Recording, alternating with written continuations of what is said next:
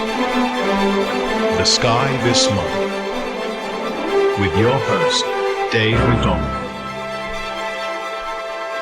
Welcome to The Sky This Month. I'm your host, Dave McDonald, and this is December 2024. And it's a great month. So many things are happening, the solstice being one of them. I wore my sun tie thinking of a couple of things. One, it's December, it's getting cold, and when I see the sun, I think of things warming up. It's a nice feeling to think of the sun that way. It's a nice thing as many people celebrate Christmas, that God's Son, Jesus, came into the world. It's also nice that it's the winter solstice, which means sun stop, that the sun is going to stop from disappearing down towards the horizon and start coming up again. So I thought my sun tie was appropriate for many reasons for this month. So we're going to talk about the solstice and how Earth and its motion around the sun has to do with what makes up the solstice. But to help me explain a little bit about Earth and how Earth is set up with latitude, longitude, and etc., I have a guest from Belmont High School, Cameron Willett. So Cameron, welcome to the show. Thanks for having me. You're very welcome. Cameron, I just grabbed this globe off my piano on the way here to talk about it because you're in aviation class with me. Yes, sir. And how do you like it? I love it. That's the right answer. And one of the things when you're a pilot and you're flying around, whether it's across the United States or various parts of the world, is understanding how latitude, longitude, and all those things work, which is important in astronomy as well. So Cameron, can you tell us, like, these lines that happen to go from the North Pole down to the South Pole that go around the globe, what are those lines? Those are your lines of longitude, which correspond with the different degree marks on the Earth, as well as the time zones, which there are 24 of them, which there's 24 hours in a day. 24, each of them has its own hour. And about how many degrees apart are each of these time zones? 15 degrees. And 15 times 24 is? 360. 360 degrees in the circle, right? And then I'm noticing as I look at the globe too, and I think if I just, well, from that view there, you can see that it's tilted. How many degrees is Earth tilted? So it is 23 and a half degrees on a tilt. It's not just straight up and down like some people seem to think it is when it's going around the sun. It's actually on a tilt. Yep, 23 and a half degrees. And so when we had the summer solstice, which was back in June, the sun hit the Tropic of Cancer, and now that we are in winter, we're approaching the winter solstice. And so what tropic are we approaching in the winter solstice? That would be the Tropic of Capricorn, which is way down here over South America, South Africa, and such. Ironically, it's 23 and a half degrees from the equator, which is also the Earth's rotation axis. And 23 and a half degrees from the equator to the Tropic of Capricorn? And how many degrees from the equator to the Tropic of Cancer? Exactly 23 and a half as well. So that's really really neat how Earth works. And so if you happen to be at the Tropic of Capricorn, as Cameron said, 23 and a half degrees south of the equator, and it's the winter solstice, where would you find the sun? Directly above you. Exactly, directly above you. And it's the solstice. Sol is the name of our sun. And stis means stop, just like armistice means stop the arms. Solstice is stop the sun. So the sun will go down, so to speak, and hit the Tropic of Capricorn, and it will stop. And then it will move in the other direction, pass over the equator, the first day of spring, and then it will stop again for the summer solstice, which will be over the Tropic of Cancer. Cancer.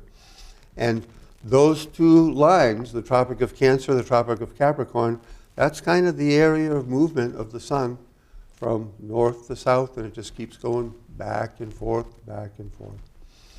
Well, Cameron, thanks so much for helping explain all that with us. Thanks for being part of our show. Thank you very much. Thank you for having me again. You're welcome. All right. So thanks again to Cameron, one of my students at Belmont High School. And what we're going to do now is get a little deeper into the winter solstice. And this image I want to bring up to you. Where I'm standing, you see that kind of line with the arrow there. That line with the arrow is pointing past the heel stone is that big rock, that big stone that's behind me directly. And then in the background, you can see the stones, the layout of the rest of Stonehenge.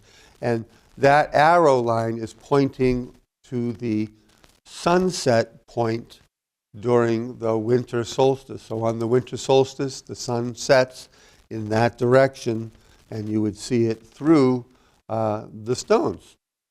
And so this is a view from the other angle, and you can see in the background, in the middle, where my red laser dot is here, that is the heel stone that I was standing by. And if you were taking a photo on the winter solstice and there was some snow on the ground, it might look something like this, where you see the sun setting at that point through the stones. So it's kind of a mystical place, and the summer solstice is marked, the winter solstice, the equinoxes. It seems to be a neat gathering place from people all over the world who are interested in these kinds of things and trying to figure out exactly what did these builders mean to do, what did they intend to build 5,000 years ago. I have a sweatshirt that says Stonehenge established 3000 BC. Thought that's kind of interesting. And then as you can see off to the right, the solstice for us here in New Hampshire is the broadcast recording place for the show, The Sky This Month, is going to be at 4:21 a.m. Eastern Standard Time on December 21st. So don't miss it. It's just kind of neat. Just step outside, take a peek at the sun, and realize when you look at the sun at 4:21 Eastern Standard Time, and you can adjust it for your time zone, the sun is going to stop.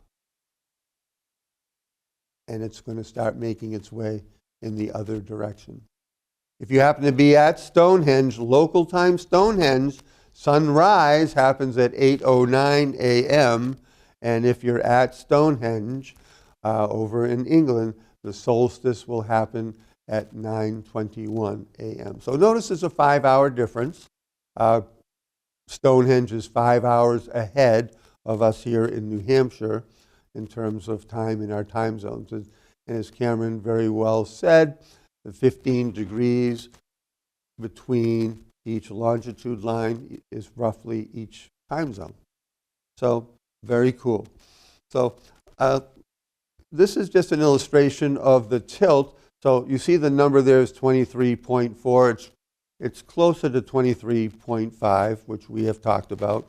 And that's pretty much the standard number. This illustration just rounds it to 0.4. And you can see the rotation axis of Earth pointing away from the sun. And you can see down at the Antarctic Circle, that's where the light is, because this is during the winter solstice. And the sun's rays are glancing off the northern hemisphere and hitting more directly on the southern hemisphere, as you can see there. And as Earth goes around the sun, actually I might take a moment and share this illustration with you. So I have set up here on the table, I have Earth, which I will use the globe here. And then I have this trophy, kind of a star right here, and that represents the sun. So Earth goes around the sun, obviously, But the axis of rotation of Earth doesn't change. It continues to point basically towards the North Star all the time. So the axis of rotation, that 23.5 degrees that Cameron talked about, isn't changing. It stays the same all the way around the sun. It stays pointing at 23.5 degrees in the same direction towards the North Star. And as Earth goes around, when we're over at a point here, the sun's rays are hitting the equator, we have either spring or fall. When we come around this side, so that Earth's rotational axis is pointing away from the sun, the southern hemisphere is getting more sun and we're getting less.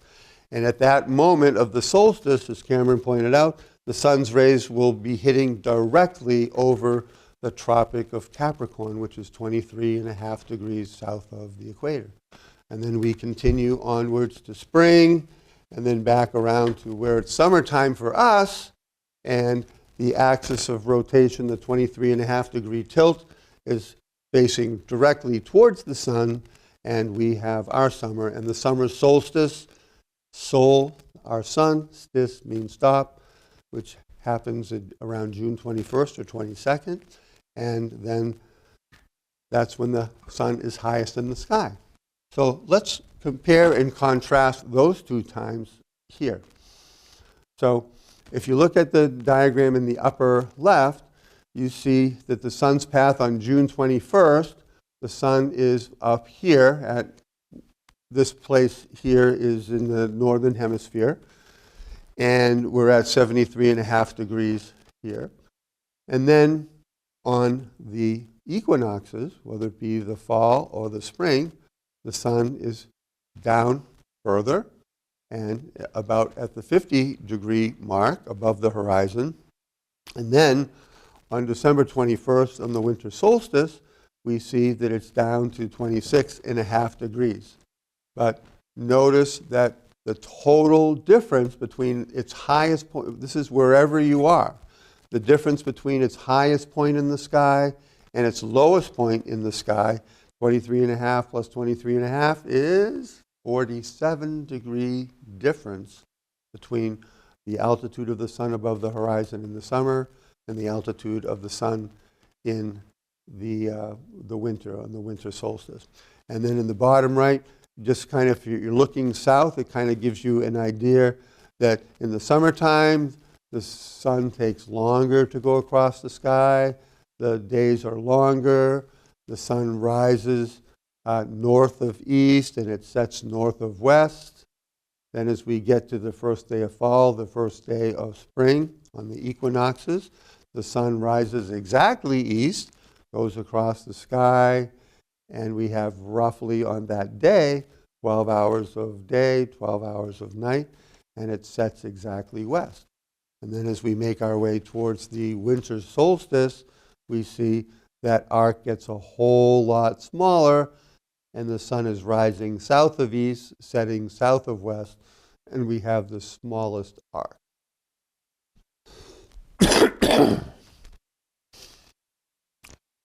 Just another pictorial of that same concept. Facing south, the winter sun goes across the sky, takes less time, autumn and the spring. We have roughly 12 and 12 hours of day and night. And then in the summertime, we have the longer nights. We have the longer days and the shorter nights. And that's how that works. So it's kind of neat because all different cultures around the world, whether it's the Native Americans or in Japan or China, years ago, before they knew exactly what was happening, it was kind of like, what is happening? We're losing the sun. And they would go through various incantations and ceremonies and dances and whatever to try to bring the sun back up. And interestingly enough, it seemed to have always worked. Now, here's an interesting point. We talked about the Arctic Circle being 23.5 degrees from the North Pole. It makes this circle here that you can see. And the North Pole, the true North Pole, not the magnetic one, is right where my laser dot is. And from there, 23.5 degrees and making a circle all the way around is the Arctic Circle.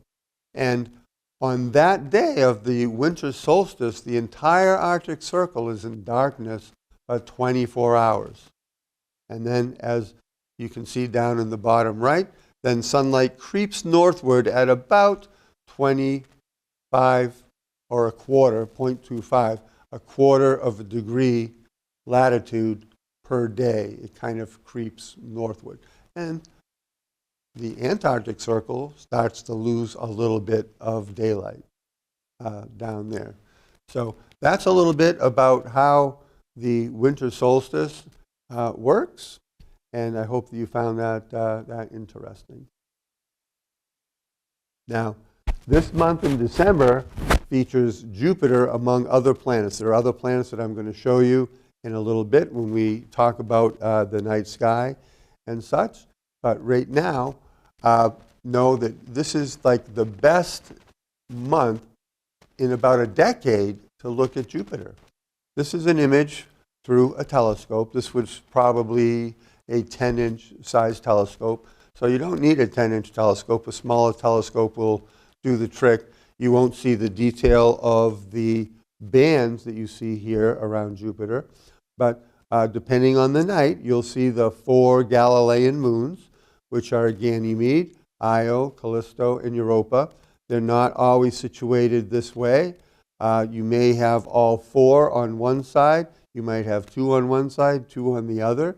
You may also only see 3 because one of them is behind Jupiter, or it's possible that one of them could be in front of Jupiter and it's very difficult to see, but sometimes you can actually see the shadow of a moon that is between the sun and the planet Jupiter. You can watch that shadow move across the face, and you can look those timings up. So this is a great month to be able to take a look at Jupiter. Jupiter is shining very brilliantly at a magnitude of negative 2.8. And if you remember from previous shows, the magnitude scale, the smaller the number or the more negative the number, the brighter the object. The higher the number or the more positive the number, the dimmer the object. And each number magnitude is about 2.5 times the previous number. So a magnitude 1, for example, would be 2.5 times brighter than a magnitude 2. And now we're talking about a magnitude negative 2.8. So we're approaching more than 10 times the magnitude 0 star, which are among the brightest stars in the sky. So great month for checking out Jupiter.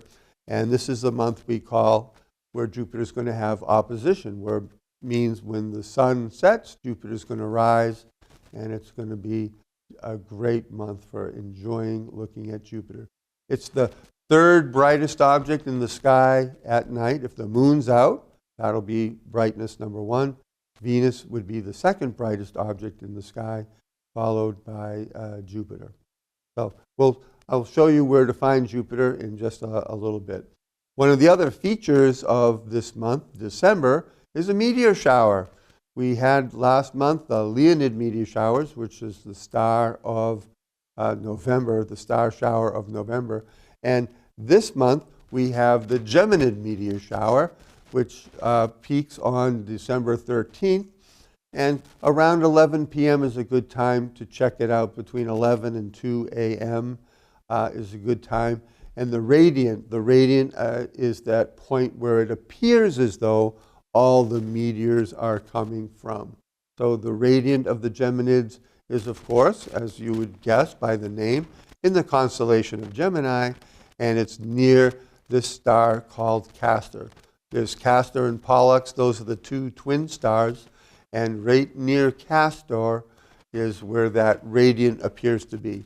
So when you go out a few days before December 13th, a few days after December 13th, and you're enjoying looking up, if you trace a meteor backwards, you see it goes across the sky in that direction, and you trace it backwards, and it lands to be near the star Castor in Gemini, it's definitely a Geminid.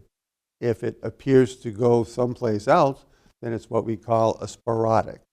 So there are shower meteors and sporadic meteors.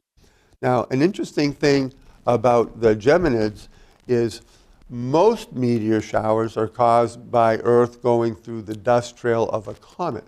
In this case, Earth is going through a dust trail that was left by particles falling off of an asteroid 3,200 Python. So interesting to have a meteor shower created by debris of an asteroid rather than a comet. And I'm going to show you in just a little bit also how to find Gemini. But Orion is a very famous constellation, and when you find Orion and you take the bright bottom right star and the bright upper left star and you move diagonally, it's going to take you roughly towards the constellation of Gemini. A little more about that in just a little bit. So what we're going to do now, I'm going to take this image, we're going to go and I'm going to show you in a little more detail where to find the stars and the planets in the night sky. Well, I hope you enjoyed that information about the solstice and such. And now, as promised, we're going to talk a little bit about where you can find the planets and the meteor showers happening in December. So this is 9 o'clock at night, and we happen to be looking at December 14th, but the night really doesn't matter except for on the 14th, the moon is going to be handy to Jupiter. So that's going to be a really nice picture to have the moon so close to the bright planet Jupiter. Other than the moon will be on the move from night to night, the stars, the constellations are going to be pretty much the same throughout the month. They move 4 minutes every night because Earth rotates in 23 hours and 56 minutes. We work on a 24-hour clock, so the sky adjusts by 4 minutes each night. So Orion, easy enough to see, we're looking east-southeast, and this is about 9 o'clock at night on December 14th. And you see Orion, the belt of Orion. I love to say the star names Al-Natak, Al-Nalam, and Mintaka. Mintaka actually means belt. And we have Betelgeuse. Don't say that 3 times fast. Betelgeuse is the brightest star in the upper left as we look at Orion. And Betelgeuse means armpit of the great hunter. I'll show you that image in just a little bit. And Rigel is the bright star down at the bottom as we look at Orion on the right bottom. So representing actually Orion's left foot. And then, as mentioned before, if you kind of go diagonally from Rigel through Betelgeuse, you end up over in the constellation of Gemini, where you have the 2 stars, Castor and Pollux. And if you can remember the 2 stars, the 2 twin stars, Castor and Pollux, you might ask, well, I have a hard time remembering which one's Castor and which one's Pollux. Well, Capella is the brightest star in the overhead position. It's a magnitude 0 star. In the overhead position, it's a yellow star similar to our sun. But Castor is the one that's closest to Capella. So I remember that Castor is the one closest to Capella, and the other one is, of course, Pollux. And this is where the location of the radiant of the Geminid meteor shower is going to be. You don't have to be looking right at Gemini to see the Geminid meteor shower. And again, this is 9 o'clock. Gemini is above the horizon. But look anywhere in the sky and get yourself a chair to go out and to relax, a lawn chair or something, sleeping bag, keep yourself warm, some hot chocolate, some donuts, and enjoy yourself for an hour or so and enjoy the show that's going on. And you don't have to be looking right at Gemini because it can happen anywhere in the sky. But if you trace those meteors backwards to the constellation of Gemini, you know for sure that was a pure Geminid. Now, some other things that you can find using Orion, Orion's belt, for example, If you go downwards, you can see down at the bottom of the screen, there's this bright star Sirius. And Sirius is the brightest star in the night sky, a magnitude negative 1.44. Now, remember, Jupiter is much brighter at a negative 2.8, and Jupiter is hanging out by the moon on the 14th. But you can't miss Jupiter. Jupiter is the brightest object in the sky, far outshining even Sirius, which is the brightest star in the night sky.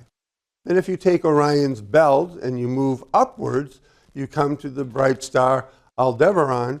Aldebaran is the eye of the bull. And this little star cluster that's at the top of your screen here is known as the Pleiades. And in Japanese, it's the Subaru.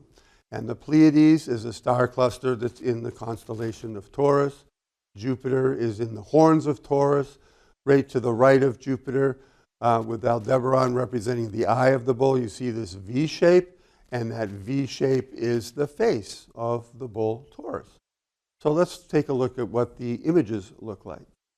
So you see Jupiter's in the horns of the bull. We have the Pleiades in the shoulders of the bull, Aldebaran representing the eye of the bull. Here's the hunter with his shield set up, defending himself from the bull. And then, as we mentioned, the twin stars, Castor and Pollux. Here is Gemini, the twins, which is where the meteor shower. Now, the meteor shower peaking around the 13th or 14th of December, but check the weather. A few nights ahead, a few nights after are still good nights to be hunting down for Geminid meteors. Now, another treat we have for you is coming up, and that is on Christmas morning. Christmas morning, go out if you're an early person. Make yourself an early person. It's worth the view. On Christmas morning, you're going to be able to find Mercury. Mercury is going to be stunning at a negative 1.2 magnitude, which is very bright, but there's still some brightness of the sky there as well. So Mercury is never against a totally dark sky. But the good news is this month, in December, towards the second half of the month, Mercury is going to be up for a little while, maybe even as much as an hour before the sun rises. Binoculars will help you find it against the glare of the sun, but you should be able to see it naked eye and just know that it is in the southeastern sky. This view is about 6:30, so you do need a nice low southeastern horizon.